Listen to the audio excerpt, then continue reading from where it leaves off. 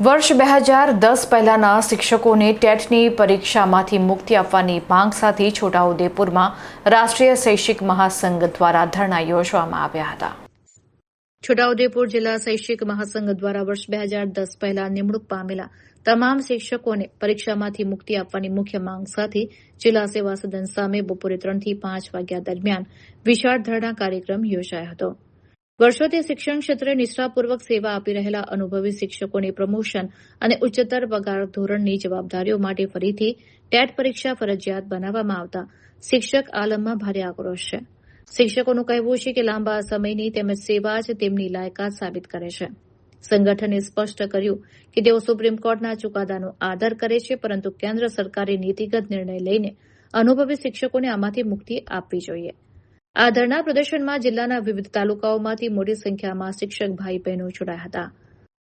હાથમાં માંગણીઓ દર્શાવતા પ્લે કાર્ડ્સ, બેનરો અને ખભા પર કેસરી ખેસ ધારણ કરી શિક્ષકોએ સરકાર સમક્ષ પોતાની માંગણીઓ મજબૂતાઈથી રજૂ કરી હતી।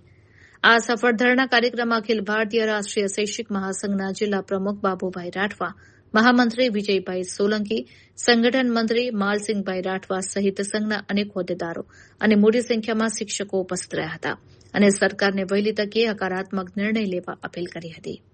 આજ રોજ છોટાઉદેપુર મુકામે અખિલ ભારતીય રાષ્ટ્રીય શૈક્ષિક મહાસંઘ આયોજિત ધરણા કાર્યક્રમ છોટાઉદેપુર તાલુકા શાળાના પટાંગણની અંદર રાખવામાં આવ્યો છે।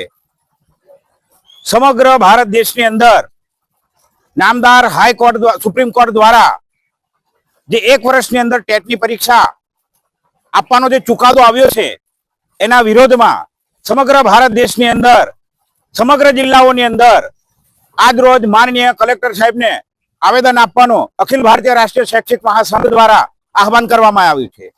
એના ભાગરૂપે આજ રોજ છોટાઉદેપુર જિલ્લા મથકે છોટાઉદેપુર જિલ્લાના તમામ તાલુકાઓના શિક્ષક મિત્રો સાથે આજ રોજ ધરણાનો કાર્યક્રમ કરવામાં આવી રહ્યો છે।